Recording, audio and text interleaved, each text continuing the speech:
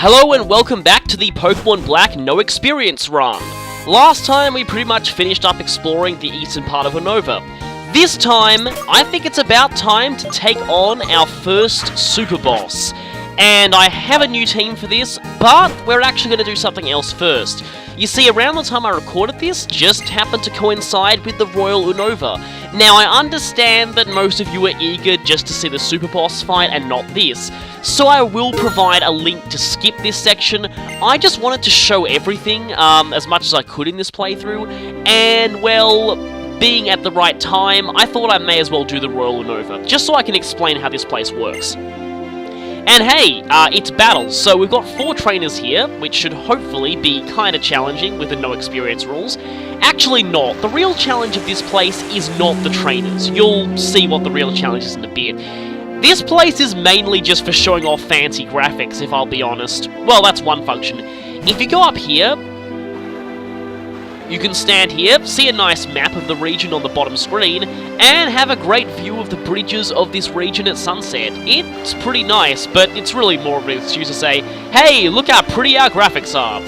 In fact, this actually looks almost as good as X and Y, I will say. But anyway, that is the first thing you can do. You could just stay there the whole time and see the view, but in my opinion, that's a bit of a waste of the money. There are traders here, and you need these people's advice to find them. So there are 2 people on the port side and 2 on the starboard side, and 2 in the blue doors and 2 on the red. So you just have to invade people's cabins and challenge them to a battle. Now I lucked out here and got an actual trainer on my first go, which I usually don't get. So basically you have to listen to the Rodon, that's interesting. You have to listen to the hints of the crew. So at first they told us there are 4 people here. They also told us there are 2 on each side, and finally this could be bad. I'd better switch out of this, because taking a double power super effective electric move is not going to be good. And couldn't quite one-hit KO. You know what, if I'm well, that thing was faster, but okay, that could have ended very, very badly. I derped and somehow thought that I was faster. So yeah, forgive me for my stupidity for a bit. But down I go, and hopefully that... Really? Really? Oh, this is going to be bad. Okay, I might be able to survive this. Maybe? Yeah, oh wow, of course I'd be paralyzed. Yep, it's pretty much the law of discharge that when used by the AI, or at least anyone who's facing me, it always paralyzes you. If you've seen one of my VGC matches, you'll notice that I once had a game where my entire field got paralyzed by 1 discharge. Yeah. Anyway. Full restore here, because I really don't want to be paralyzed the whole time, and this thing's really not that much of a threat. So, basically, I can just explain. There are 4 trainers on this ship, 2 on each side, and 2 in the red doors and 2 in the blue. Now, I'll just go ahead and toxic this thing, because it's probably the best way to take it out with the ridiculous amount of HP it has. Alomomola can actually be a pretty decent support Pokemon in doubles and triples, just not in singles. I may have already mentioned this, but I actually know someone who got into the top 10 of Sydney regionals, I believe, with an Alomomola. And an Eviolite Quilladin, actually, so... goes to show that interesting choices actually do work sometimes if you can play well enough. And I'm taking a few Hydro Pumps, but really it's probably not that much of a thing. So once I actually defeat this trainer, you'll see the main benefit to coming here. Now, yeah, that's not going to help you. Like I said, Alomomola is much better in doubles and triples than it is in singles. Take you out. Well, Poison will take you out, whatever. And hopefully that was her last. She might have had 3, though. Oh, but, well, this is going to be pretty easy. Yeah, this shouldn't last long. Please don't Quiver Dance. You probably will. Yeah, of course you would Quiver Dance. And if you beat me in speed and Bug Buzz me, that could actually end kind of bad. Oh, wow, okay. See, actually, that's kind of cool. There, having a speed boost actually screwed it over. I probably have to switch out now. Yeah, I'm going to get Bug Buzzed. Should have switched. Oh, well.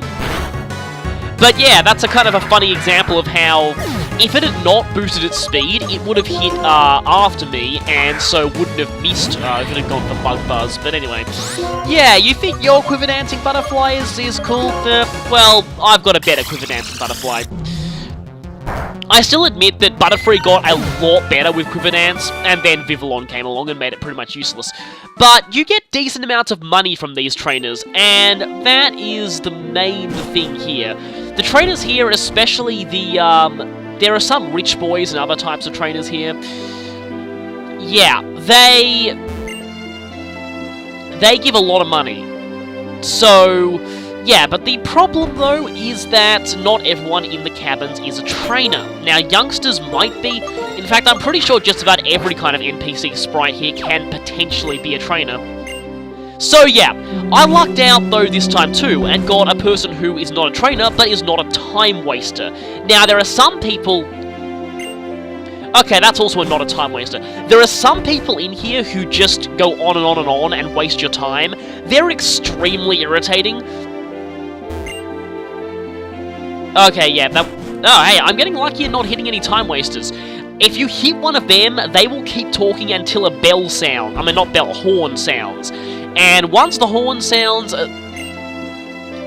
I can't believe I'm not hitting any time wasters here. Once the horn sounds, I believe it's 4 times, the ship arrives back at port. So, it's mostly just luck. Whether you find all the trainers in time. You can use the hints to deduce. So, for example, if I'd already fought a second trainer here... Oh, there we go. Okay, here's the second person.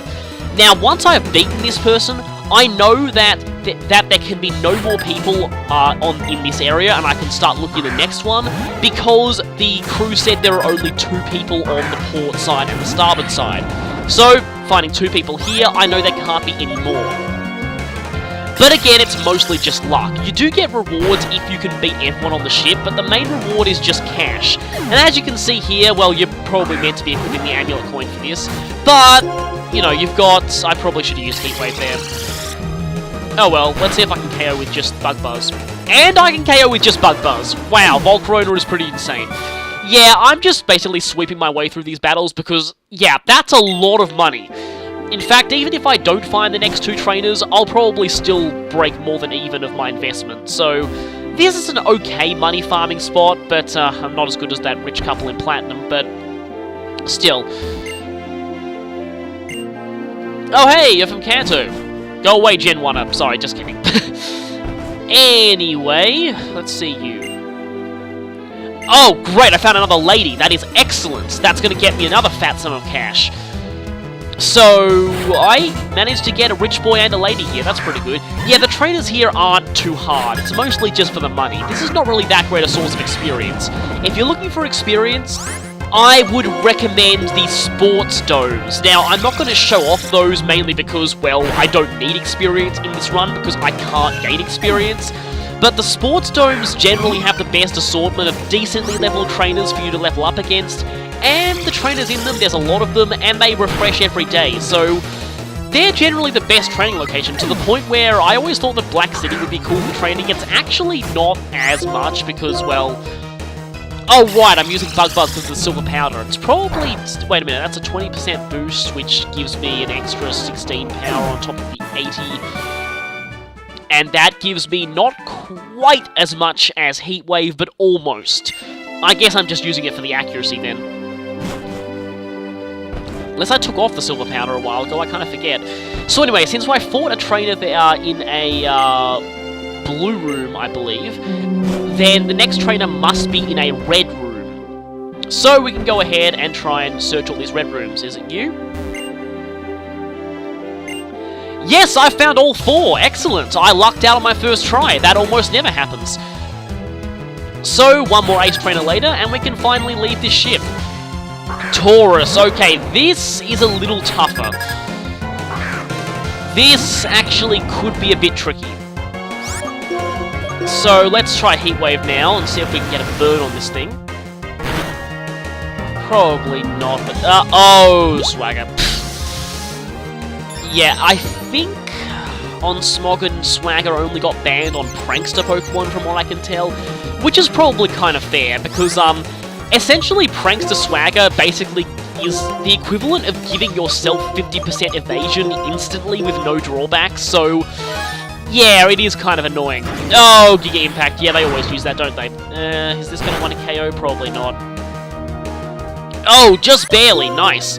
And of course going for Bug Buzz here, because I don't want to risk another a miss. Well, granted I can, because it's going to recharge, but I just don't want to... Oh, yeah, I'm getting out of that. Or not. Well, I'm going to be brave and see if I can one-hit KO this thing. At this point, I'm not actually caring if my Pokemon get KO'd here, because I'm going to heal anyway. This is really not that... Wow, that was actually really close. I'm kind of surprised. Wailord has enormous HP, so... I'm surprised that I did that much damage, but... Anyway, I'm going to go heal and see how much I take from this dive. Probably not that much, considering Wailord doesn't have the best in the way of attacking stats, and, that did a lot more than I expected. A lot more than I expected. Wow! Did not expect that much damage, but at least I survived. So, goodbye Wailord, and that is it for this Ace Trainer. So yeah, the Ace Trainers don't give you that much, but the rich boys and ladies give you quite a lot, and you'll be thankfully told when you battle every trainer on the ship. Now I just need to make sure that the last foghorn doesn't sound before I get to the end. If I talk to this guy here, he'll tell me that I've won against every trainer, and if we get off now, I believe that... I'm not sure if you have to choose yes in order to get your prize, because I would have liked to have checked out the view, but hey, suddenly it's nighttime. That cruise went on a while. And you get a lava cookie. Not that great of a prize. There are better prizes. I'll just go look up for a second. I believe you can get rare candies out of this. So you only get rare candies as a prize on Sundays, and then there'll be 7 trainers. Interesting to note, something I didn't know, but I looked it up on Bulbapedia, is that maids will always battle you. So if you see a maid sprite in a cabin, talk to them immediately. Backpackers, on the other hand, will never be battleable trainers, so never talk to a backpacker there. And after a quick heal, I think it's about time for the main event. Yes, we are battling our first Superboss, one of the toughest trainers in the entire region.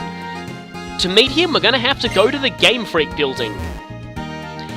And take the elevator up to, well, the only option we have, but the 22nd floor, which is the same floor that Game Freak's office is on in their actual, real offices. So, nice touch there. So when we go up here, remember there was a person here who said after we'd become much stronger then he'd battle us? Well, he is right here. And don't talk to him unless you're ready, because, well, he may be arguably one of the easiest, probably. I'm actually still not sure if Alder is easier, but anyway.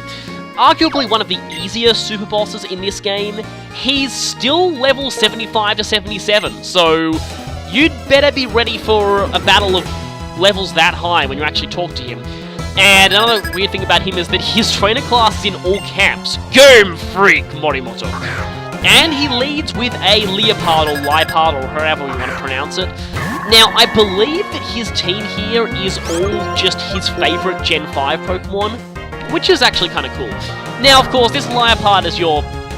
I kind of combined the two pronunciations there, is pretty much just your standard lead. Now, I'm very glad that this game doesn't follow Gen 6 type changes, otherwise that would have been super effective, but I'm going to leave with Bronzong here to set up a quick Reflect and then go for the Trick Room. Because these things being such high level, Trick Room will probably help me. Now, I was going for a specific strategy here. As it turns out, though, it didn't really work as well as I would have hoped. So I was going to go for Lazy Shell here, and you'll notice that this Liepard has Sucker Punch. Go for the Power Trick. Now, I have Sturdy, so it will not be able to knock me out in one hit, so I can feel safe here. The problem is, if it Sucker Punches me, I'm dead, yep, plan over, epic fail, yep, fat lot of good that did me. So, and I lost my Reflect, so that was all pretty much for nothing. Thankfully though, this Leopard can't really do very much to Bones at all. It uses Night Slash, Fake Out, which it can't use anymore, and Sucker Punch, which I'm not really going to be using much in the way of damaging moves here. So I can basically just safely... Okay, Trick Room's gone, but that doesn't really matter. I can pretty much safely just Bone Rush this thing or Fly Stall, although I'm admittedly Fly Stalling. I guess it might do something. Let's see how many hits I get with this. 3. Alright. But it's mostly the toxic damage that will be winning this fight. I am so glad that I taught this thing toxic. Just, it's helped me so much, especially with levels being so high compared to me. Of course, the problem with this, though, is that...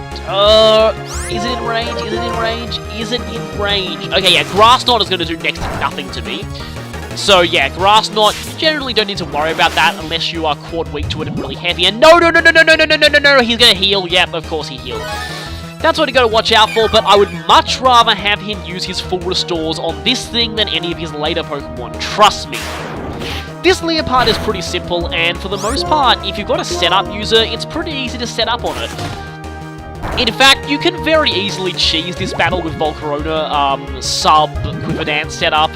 I have specifically challenged myself to win this fight without doing that, because, let's be honest, that strategy is guaranteed to win you a fight against any of the super bosses in this game if you do it right. And it's very easy to do right.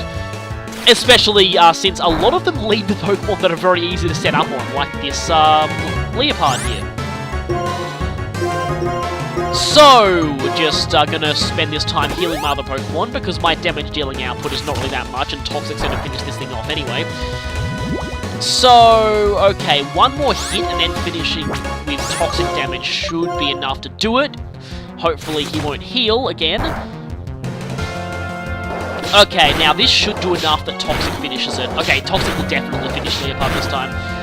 Yep, Toxic is going to finish you, and that is the first Pokemon out of 6 down.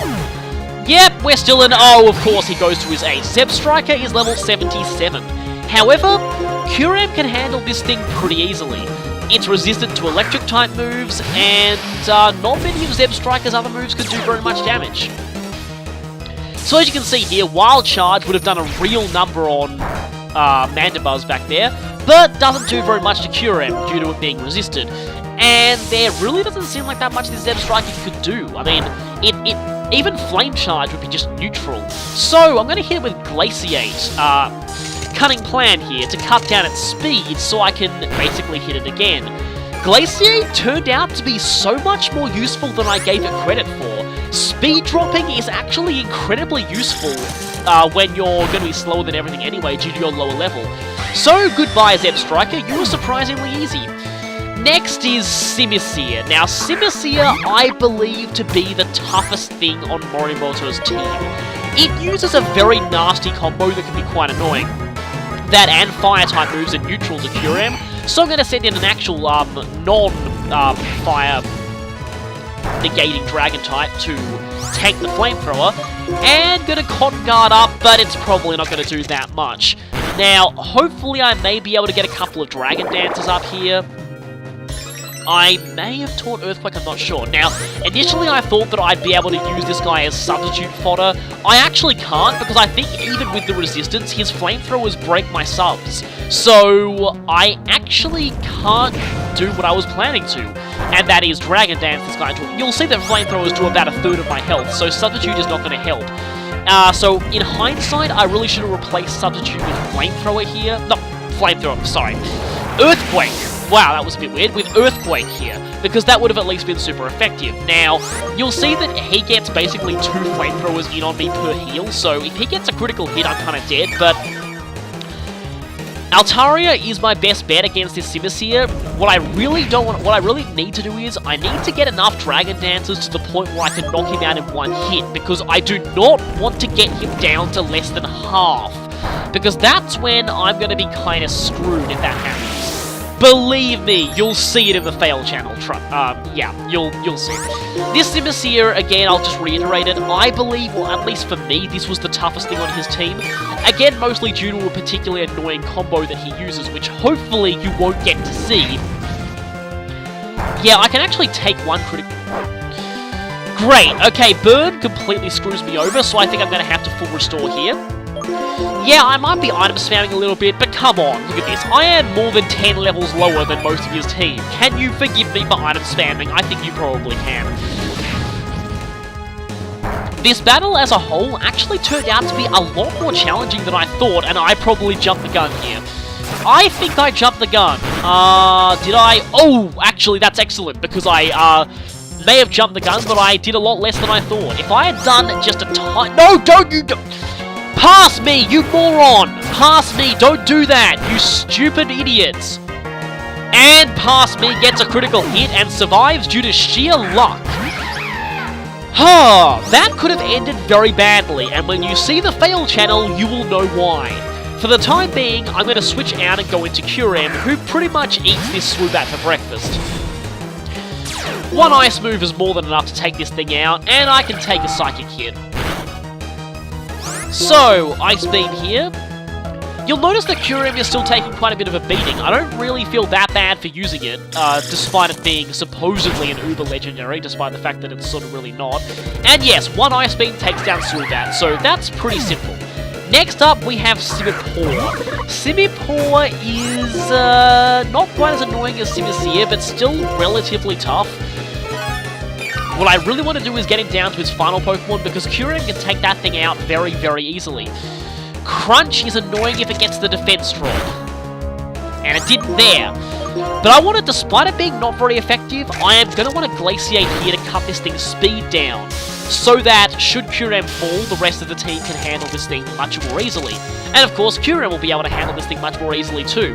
So, yeah, Glaciate, for all the bad mouthing I gave it, Glaciate turned out to be a lot more useful than I thought. Speed dropping is incredibly useful, actually. Oh no, and he's activated his berry. All of this guy's elemental monkeys carry Pitaya berries to boost their special attack. Now, they also have the Gluttony ability, which means they activate those berries early. This is what I was worried about on Simisear, but not for reasons you probably think. Again, I'll explain in the fail channel.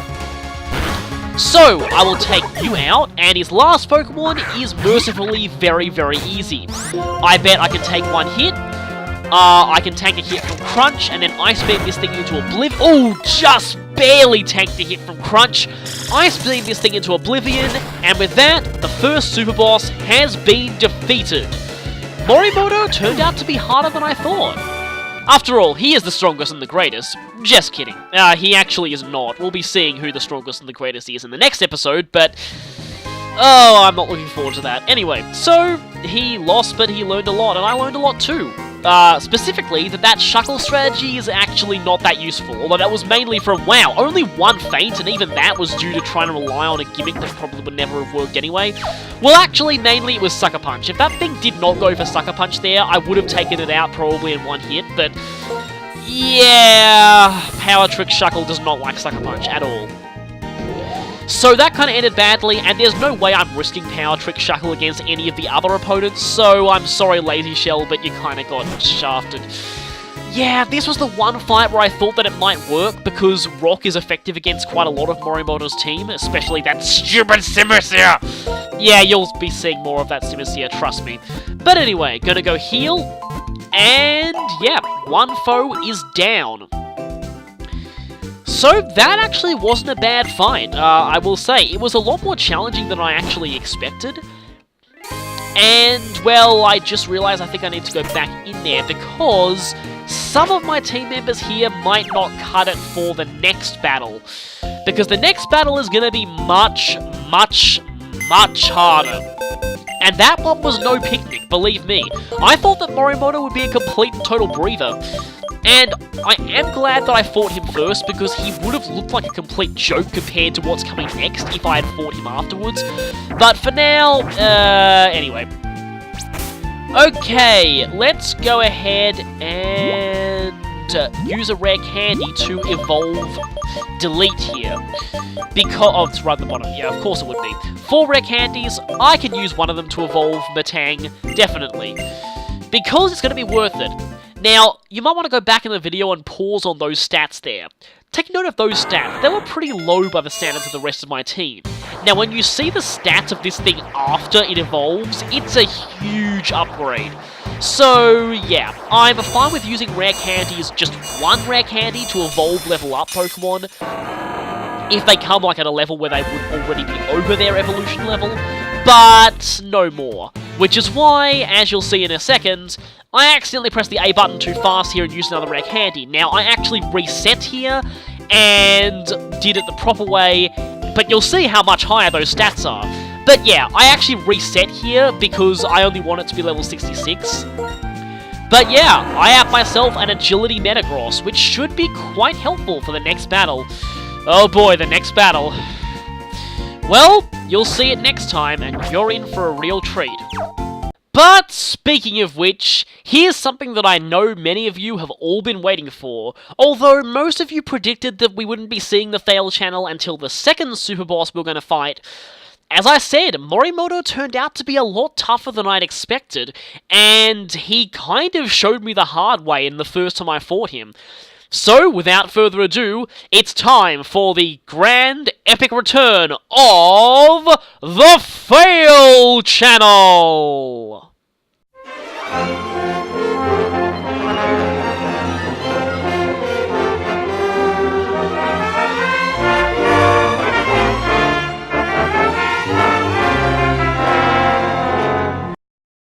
So, my first attempt at fighting Morimoto, I expected things to go very smoothly. I expected that so much that I thought that a power trick Shuckle could actually sweep his whole team. Oh, how wrong I was. And once again, it was mainly one particular member of the team that was the real problem. I learned how to deal with it from experience, but until I did learn that, well, you'll see, things were kind of bad. So, I'm going to send this Bronzong out first, and basically perform the exact same strategy I did the first time. Now, there's really no way that, to avoid this Leopard's fake out off the bat unless you're using a Ghost type, so I'm going to have to take a tiny bit of damage. You know what, on second thoughts, I probably could have equipped a Rocky Helmet maybe and actually punished it for doing that, but oh well. Setting up a Reflect here because this Leopard has mostly just physical moves. I think at the time I didn't even know it had Grass Knot, but and it was about now that I realized, oh, Sucker Punch, that could be a problem. And for some reason I thought that I'd be able to set up Light Screen. Now, I have no Light Clay, so these are not going to last very long. I think you can get a Light Clay out of the Battle Subway, but I really don't feel content to do that. Although, granted, I could very easily farm BP using this Volcarona, but still. That was actually kind of cool, though. I didn't actually realize that Gyro Ball does more than half of Leopard's health, so granted, my Bronzong is adamant, so that is quite useful. Except I just barely fell short of 2 with KOing. That must have been a stupid luck thing, it really must have, because seriously, the first one did more than half. And the second one left it on that much. So he's going to heal now with a full restore, so I figure I might do the same. And I'm going to have to basically start again from the beginning, because, yeah, my stuff is wearing off already. So, going for another Trick Room. Grass Knot, which is going to do almost nothing. Going for another Trick Room. Now, I lost my Light Screen. I don't really care. I'm going to go for another Reflect here. Yeah, just boring setup stuff, really. And, of course, you always run the risk of this happening! Night Slash critical hit. Yeah, always gotta watch out for things like Night Slash. Okay, that is just barely less than half. And did it just get 2 critical hits in a row, really? I mean, the second one wasn't necessary, but still, wow. And, okay, I decided that I'd kind of go for Lazy Shell here, hoping that I'd be able to get a power trick off. Now, once again, I realized that, I'm safe here because, I am sturdy. And my Trick Room is still up. And this time, they don't Sucker Punch me, so that's actually kind of cool. And I can take this thing out with Bug Bite. Now, the problem is, Trick Room is going to run out, and Shuckle is pretty much dead weight at this point. Unless it can somehow tank a hit with a massive special defense, but, nope, this thing goes for a physical attack, and I am gone.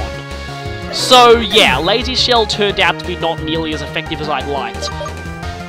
At this point, I didn't really know what to do, and I really stupidly sent out Whirlwind, thinking that I'd be able to get some free Dragon Dances off on this thing. That turned out to be a big mistake. Well, I can tank crunches relatively well with Cotton Guard, but that still did like almost half my health, so this is not a good sign. Now, I went for a sub here, thinking that I'd be safe in setting up a free sub. Unfortunately, I also think that Surf, even when not very effective, does a little bit more than my subs anyway, so it wouldn't have really helped. But it knocks me down to being too weak to make a substitute, and that's bad. So if you see Surf here, which I think his AI is kind of smart and not going for physical attacks when I caught and guarded, well, yeah, it does a little more than a substitute would, and because this thing's so fast, it'll get 2 hits off of me pretty much every time I use an item, which I have to every 2 hits, so... Going for a Dragon Dance, I'm probably still not going to be able to outspeed, and really, I should have used Curem here, and I realized that in the real run. This time I did not, and, well, I got taken out by... That Surf did more than I expected. So now I realize, oh derp, I should have gone with Curem from the beginning. And I've already lost half my team. And yeah, it's at this point that I realize Glaciate might actually be kind of useful, despite the fact that it's not very effective. So I'm going to go for that. Please don't defense drop. And it didn't defense drop, I was kind of thinking that it would for a second there, but... Gonna go for the Glaciate to lower speed, then hit it with Dragon... Okay, now, here, yeah, you'll notice this was my first run here. I did not know that 1 Glaciate was enough for me to outspeed, so I actually went for a second Glaciate, thinking that I'd need 2 speed drops to be able to outspeed. That turned out to be unnecessary, so thankfully I found that out on my first run, and in my final attempt, I knew I only needed 1 Glaciate, so I didn't, you know, waste moves on things that I didn't need. And I take it out. Unfortunately, here's where... Well, Zeb Striker, okay. Now, Zeb Striker is mercifully not that hard, and I realise right here, it weirdly enough goes for Pursue. I don't know why. I go ahead and hit it with Glaciate to lower its speed. Now, did I figure out that I'd be able to outspeed with just 1 Glaciate or not? I think I did, yes. I go for a second Ice Beam, 1-2 punch, and it is down. So, things are looking kind of up, only 2 Pokemon left. Unfortunately, one of them is the real terror of this team, and I'm about to realise why. So, gonna go for a Glaciate first to lower its speed, if I survive this Flamethrower. Which I do, but... And of course, my Glaciate misses! Yeah, that is the problem with Glaciate right there. And with that, I pretty much know that I've lost the battle. Of course, Glaciate would let me down now. So I'm going to go for Toxic, and later on, I'm about to realise just how much of a big mistake this is too. Oh, wow, you are getting so ridiculously... Okay, admittedly this battle was also hacks. I mostly lost this battle based on my own bad decisions. This was my first time, so I wasn't really figuring out... I didn't really know just how hard this guy could be. But, you've got to admit, this guy did get a lot of hacks on his side, missing Glaciate and getting 2 birds in a row on a Flamethrower. Really? Also 2 crits in a row on Leopard, but, And I'm out to Ignis. Now, you'd probably be thinking, oh hey, I'm a Fire type, so this should be pretty easy, right? Well, yeah, I can just safely go for Quiver Dance. Now, I decided not to go for Quiver Dance because I still wanted to win without Quiver Dancing. Unfortunately, Acrobatics. This is why this thing is such a terror. Being super effective, it does a whole heap of damage to Volcarona. But not only that, this is the combo I was talking about. With Gluttony, this thing will activate its Pataya Berry early. Not only will its Fire-type moves now do massive damage due to the Pataya Berry, but it's now got full-powered Acrobatics. And that is a scary prospect, considering that normal full-powered Acrobatics did more than half of my health, well, much more than half my, well, yeah, did enough to 2-hit KO me, basically. I know that full-power Acrobatics is most likely going to one-shot me, and it does. So, there you have it, that's why Simisear is such a terror here, even though it would have fainted right there. From toxic damage and all. But one final thing that I have to say about this battle before I close this off. Something very interesting about this guy's Pataya Berries. At the time that Black and White were first released, Pataya Berry was not legitimately obtainable. And because of that, something really weird happens. If you actually use Thief to steal this guy's Pataya Berries, they will just go back to him at the end of the battle. I'm pretty sure that works like that. Although, admittedly, that was probably mainly done just to stop people from farming Pataya Berries like that. But I think, and I haven't tested this, and I haven't really found it. I thought Bulbapedia would actually have the info, but I don't think it does. But I believe that if you do steal these Pataya berries, they actually get returned to him at the end of the battle, and you don't get to keep them. Actually, on inspection, it turns out that Thief can't steal any trainer's items, but it still works on wild Pokemon. This was only in Gen 5. In earlier generations, it could steal trainer's items permanently, but it can't anymore. So that's kind of interesting, so no Pataya berries for you that way. But yeah, that's all for this part, and see me next time for... yeah. If you thought this one was bad, you ain't seen nothing yet, trust me.